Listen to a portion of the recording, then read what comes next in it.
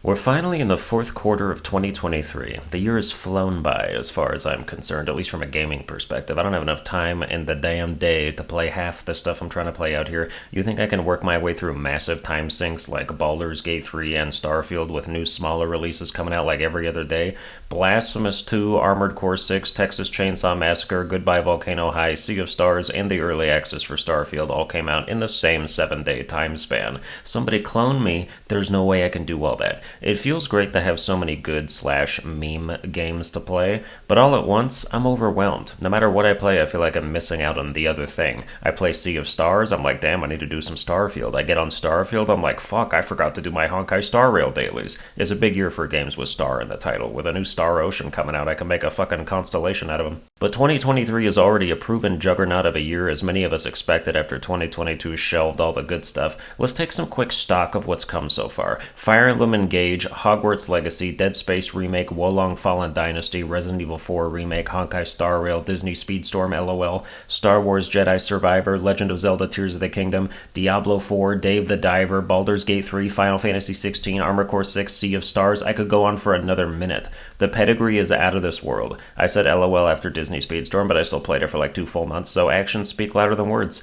We have 4 months to go still, and in September alone, as of the 8th when I'm typing this, I am looking forward to 5 more games and potentially 2 expansions. In October there's 5 games so far, and in November there's 3, and we still have a lot to get announced between now and then. I have absolutely no idea how the Game Awards are going to shake out, but I know I'll be disappointed when they nominate some bullshit with 17 Steam reviews for 3 categories and give no mention to half the terrific indies that come out. Alright, it's now September 30th in this part of the video because I apparently like to leave my scripts in the oven and forget about them until my apartment burns down.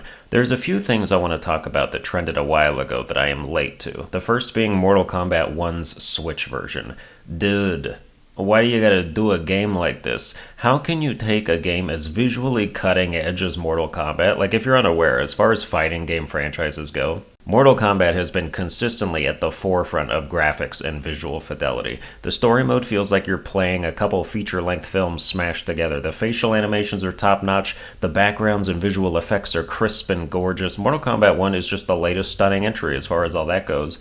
Until you look at the Switch version. The Switch can't handle that kind of facial animation technology, so they had to dumb it down to the point of retardation. The facial expressions on the Switch look straight out of an old GTA game, like those remasters they did that everyone dogged on for being garbage, and it just reinforces my belief that some games do not belong on Switch. It's insulting to the product and pedigree it carries. If Mortal Kombat 1 on the PS5 or high-end PC is like a spectacular Marvel movie, Mortal Kombat 1 on the Switch is like bad CGI off a show on the CW. It's embarrassing to look at, and more games, specifically ones that are graphically demanding, need to just say no to the Switch. If I was an artist and I drew a breathtaking landscape that was shown in art galleries around the world, I wouldn't also make a version out of crayon to be hung in elementary schools. When the Switch 2 comes out, maybe we'll stop having this problem, but I'm sure the next Pokemon at least will still find a way to look worse on more powerful hardware. Oh, by the way, can we talk about how almost 10 months ago, last December,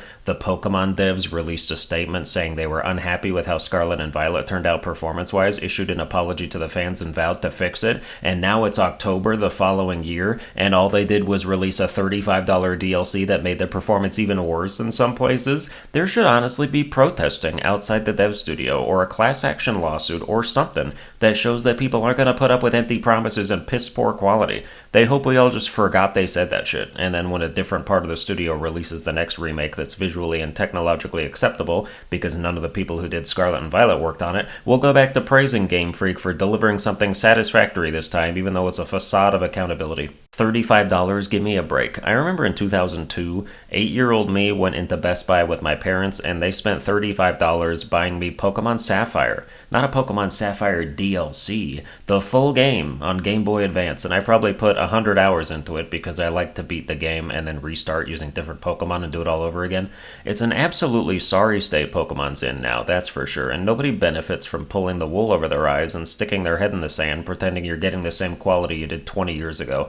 I've played every generation of Pokemon over the course of the past couple years. I'm not wearing nostalgia glasses. I know what holds up, and I know where things have gone wrong. Every generation has had had problems, but it's never been this bad. Back then, an issue was like a mechanic you didn't like, or an inconvenience, not LOL the game runs in stop motion and all the Pokemon are stuck in a fucking wall.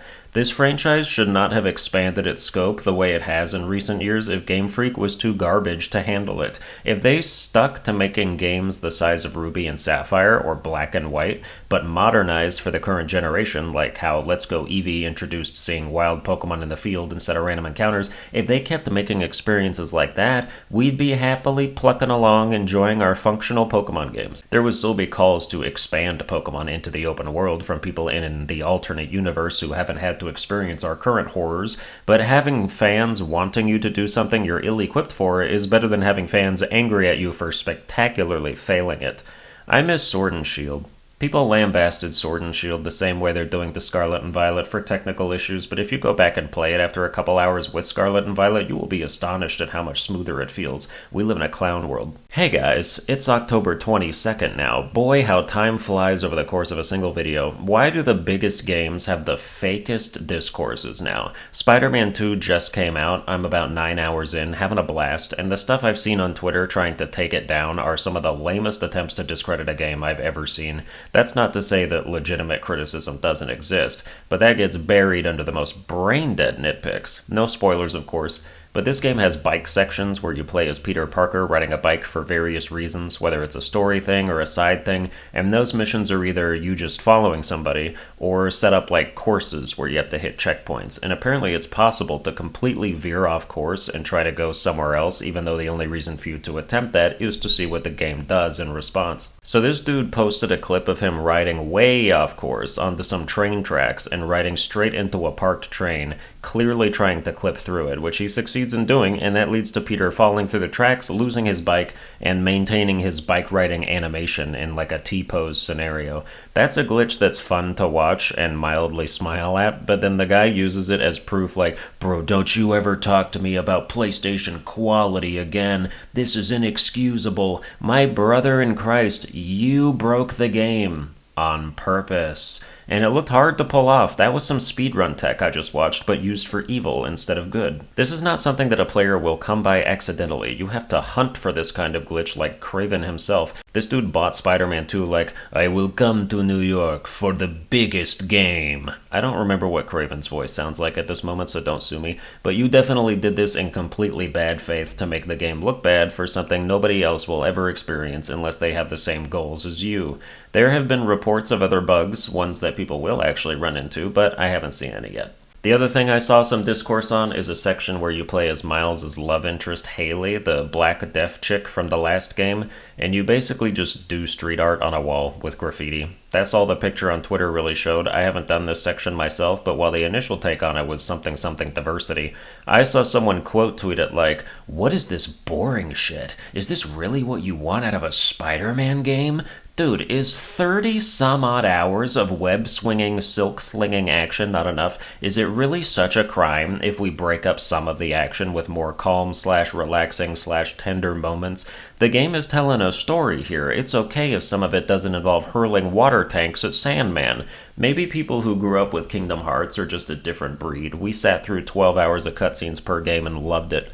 I like a game that tells a great story, I like a game that's just balls-to-the-wall action, and I like a game that does both. Personally, the only way I could imagine the ratio being off in this game is if I was beelining the main story and doing zero side activities. If you play Spider-Man and you don't explore the city and find other stuff to do, crimes to stop, etc., I don't really know why you're doing this for such an incomplete experience. It's not quite this level, but imagine playing Skyrim and only doing the main quest. You'd think it was a 7-hour game that sucked where all you do is fight 80 dragons and yell at them. Games like this are designed as a complete package. If you were gonna order a pizza with everything on it, just to take most of the toppings off, you should have just ordered pepperoni.